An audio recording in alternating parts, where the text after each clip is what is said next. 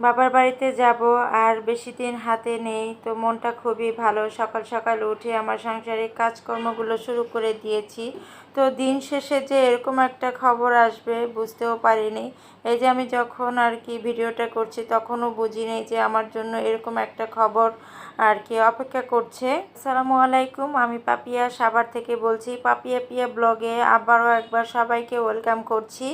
কাছে দূরে দেশ এবং দেশের বাইরে যে যেখান থেকে আমার ভিডিওটা দেখছেন, আশা করি সবাই ভালো আছেন এবং সুস্থ আছেন। আল্লাহর অশেষ রহমতে আমরাও বেশ ভালো আছি এবং সুস্থ আছি। তো আশা করি আজকের ভিডিওটা আপনাদের কাছে ভালো লাগবে। যদি ভালো লাগে প্লিজ একটা লাইক দিয়ে শেষ পর্যন্ত আমার সাথেই থাকবেন। আপনি যদি আমার চ্যানেলে নতুন ভিজিট করে থাকেন, আমার ভিডিও দেখার পরে কোথাও কোনো অংশ যদি একটু ভালো লাগে, চাইলে সাবস্ক্রাইব করে আমার পাশেই থেকে যেতে পারেন আর পাশে থাকা বেল আইকনটি বাজিয়ে দিবেন।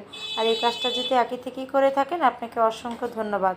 আজ নাফিজের পরীক্ষা আছে, তো সকাল সকালেই উঠেছি আর উঠে আমার কাজকর্মগুলো করে রাখছি। যে বাড়িতে যাওয়ার আগে এগুলো সব ধুয়ে রাখি, সেজন্য মশারি দুটো ভিজিয়ে দিলাম আর টেবিল রানারটাও চেঞ্জ করে নিয়েছি। তো এগুলো ভিজিয়ে রেখে আমি এই যে চলে এসেছি নাফিজকে নিয়ে। অলরেডি ওর পরীক্ষা শুরু হয়ে গিয়েছে আর আমি বসে আছি।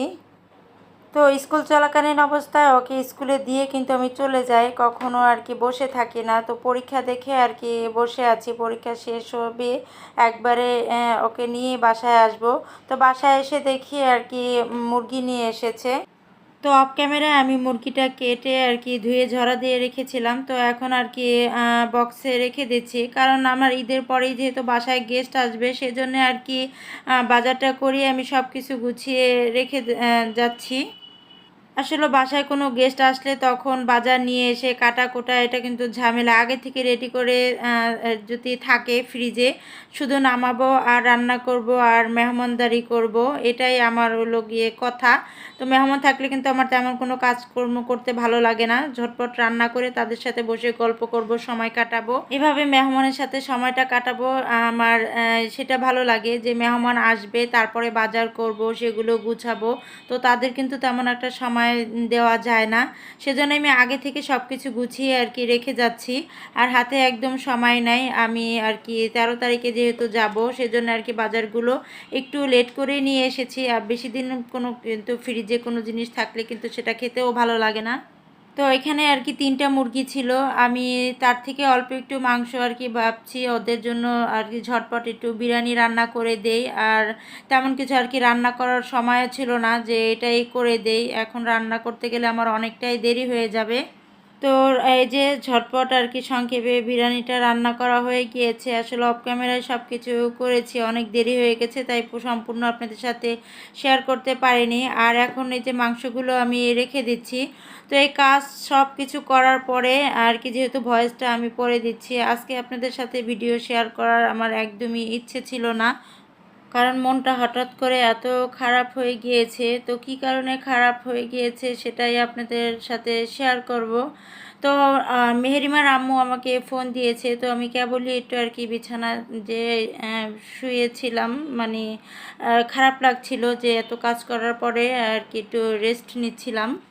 তো ওই মুহূর্তে বাড়ি থেকে মেহেরিমার আম্মু আর কি আমার ফোনে কল করেছে। তো কলটা দিয়ে মানে আমাদের বাড়িতে আবার ছাদ ঢালাই চলছে, আমি কিছুই শুনতে পাচ্ছি না। তো মেহরিমার আম্মুকে বলছি যে আমি কিছুই শুনতে পাচ্ছি না, তুমি একটু বাহিরে যাও। তো মেহেরিমার আম্মু ফোনটা নিয়ে বাইরে যেয়ে আমাকে বলতেছে যে আমার এক চাচাতো ভাই আর কি আমাদের মাঝে নেই। তো কথাটা শুনে এত খারাপ লাগছে বলার বাহিরে, কারণ আমি একদিনের জন্য যখন বরিশাল গিয়েছিলাম তাকে শেষবারের মতো দেখে আসছিলাম। আজকে সে ভালো মানুষ, নিজে হেঁটে আর কি কেমন দিতে, তো ভালো মানুষ সে যে আর ফিরে আসবে না সেটা কেউই ভাবতে পারে নাই। তো আমার আর বাবা আর বাড়ির কাজ ধরেছে, তো সে আজকে ছাদ ঢালাই চলতেছে এই মুহূর্তে, মানে কি যে একটা অবস্থা। তার যে খবরটা শুনে যাবে, মানে সেই অবস্থাও না যে কাজ বন্ধ রেখে এখন যাবে। তো এই এরকম একটা অবস্থা, কান্নাকাটি একদম বাড়ির। কারণ আমাদের বাড়িতে এখন পর্যন্ত আল্লাহর রহমতে কোনো মানে যে জুড়ি ভাঙা যে কথা আছে, যে বাপ চাচা এখনও সবাই আছে। তো আমার এই ভাইটাই আর কি আমাদের ছেড়ে চলে গেল। আমি কথাই বলতে পারছি না, কেমন জানি কথা বেজে বেজে আসছে, কারণ আমাদের খুবই খারাপ লাগে। আমরা যে চাচাতো ভাই বোনেরা আছি, কিন্তু আমরা কিন্তু অনেক মিশুক, অনেকের সাথে অনেকের সম্পর্ক ভালো থাকে না, কিন্তু আল্লাহর রহমতে আমাদের যে আমরা বাপ চাচা যে চাচাতো ভাই বোনেরা আছি, তো সবার সাথে সবার একটা ভালো সম্পর্ক আছে, সেজন্য খুবই খারাপ লাগছে। তো সবাই দোয়া করবেন আমার ভাইয়ের জন্য, আল্লাহ পাক তাকে যেন জান্নাতবাসী করুক। আমি যখন পৃথিবীতে আসি আমার মার কোল জুড়ে, তখন কিন্তু ওই ভাইয়াই সবের প্রথমে আর কি আমার কান্না শুনে আমার কাছে আসে আর বলে যে ওর নাম রাখবো খাদিজা। তো আর সে কিন্তু আমার নামটা রাখছিল, আমাকে পাপিয়া বলে ডাকে, কিন্তু ওই ভাই আমাকে কখনো আর কি এই নামে ডাকেনি, সে সব সময় খাদিজাই বলে ডাকতো। তো সেই কথাগুলো কিন্তু এখনও মনে পড়ছে। সবচেয়ে বেশি খারাপ লাগছে কি, কারণ হায়াত মৌত তো কারো হাতে নেই। তো ভাইটা যদি আরও একদিন পরে কিংবা মানে 1-2 দিন পরেও যদি মারা যেত, তাহলেও মনে হয় আমি যেয়ে দেখতে পারবো, কারণ যেহেতু আমি 13 তারিখে যাচ্ছি, তো শেষ দেখাটা অন্তত পক্ষে দেখতে পারতাম। এই জন্য আরও বেশি খারাপ লাগছে, কারণ আমাদের বাড়ির ভিতরে যে আমরা চাচাতো ভাই বোনেরা বাপ চাচা যারাই আছে না কেন, এখন পর্যন্ত আল্লাহর রহমতে সবাই ভালো আছে। তো এই ভাই বোনের মধ্যে এই ভাইটাই আর কি এই মানে মারা গেল। তো আমার প্রিয় আপু ভাইয়ারা, আমার ভাইয়ের জন্য অনেক দোয়া করবেন যেন আল্লাহ তাআলা তাকে ব্যস্ত নসিব করুক। আসলে মনটা এতই খারাপ যে আপনাদের সাথে তাই কথাগুলো শেয়ার করলাম। যে কখন যে কার কি হয়ে যায় সেটা একমাত্র আল্লাহ পাকই জানে। তো সে যে ভালো, পরিবারের কেউ তো জানতো না যে তাকে আজ চিরজীবনের মতো হারাচ্ছে। তো এই হচ্ছে আল্লাহর লীলা খেলা, আল্লাহ পাকের লীলা খেলা বোঝার মতো ক্ষমতা আমাদের কারোরই নাই। আপনাদের সাথে কথা বলতে বলতে ভিডিও রিলেটিভ কোনো কথাই বলা হয়নি। তো এখানে আমি সন্ধ্যায় আর কি মনটা খারাপ, তারপরও বাচ্চারা কি খাবে, একটা সন্ধ্যার সময় একটা প্যারা থাকে। তো ঝটপট আমি আর কি আলু কুচিয়ে তো পিজার মতো করে বানিয়ে দিয়েছি, আর উপর দিয়ে একটু চিকেন দিয়ে দিয়েছি। যেটা আর কি রেডি করেছি সেটা তো দেখেই বুঝতে পারছেন, আর ওইভাবে কিছু বললাম না।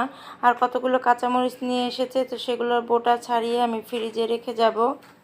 ভিডিওটা 11 তারিখে শেয়ার করার কথা ছিল। আমি যখন ভয়েস ওভার করতেছিলাম তখন আর কি মোবাইলে আমার এমন একটা সমস্যা হয়েছে, যার কারণে আমি ভয়েসটাই দিতে পারছিলাম না, আর সেজন্য আপনাদের মাঝে ভিডিওটা শেয়ার করতে পারিনি। তো পরবর্তীতে সমস্যার সমাধান, তো পরবর্তীতে দেখলাম যে অনেক রাত হয়ে গিয়েছে, সেজন্য আর ভিডিওটা আপলোড করলাম না। তো যাই হোক, এইদিকে কিন্তু আমার এই যে আলুর পিজাটা হয়ে গিয়েছে, খেতে কিন্তু দারুণ মজা হয়েছিল। তো চাইলে এইভাবে কিন্তু বাচ্চাদের টিফিনে অথবা সন্ধ্যায় বানিয়ে। আজ এখানেই বিদায় নিব, সবাই সুস্বাস্থ্য কামনা করে নেক্সট ভিডিও দেখার আমন্ত্রণ জানিয়ে আজ এখানেই বিদায় নিচ্ছি। আল্লাহ হাফেজ, আসসালামু আলাইকুম।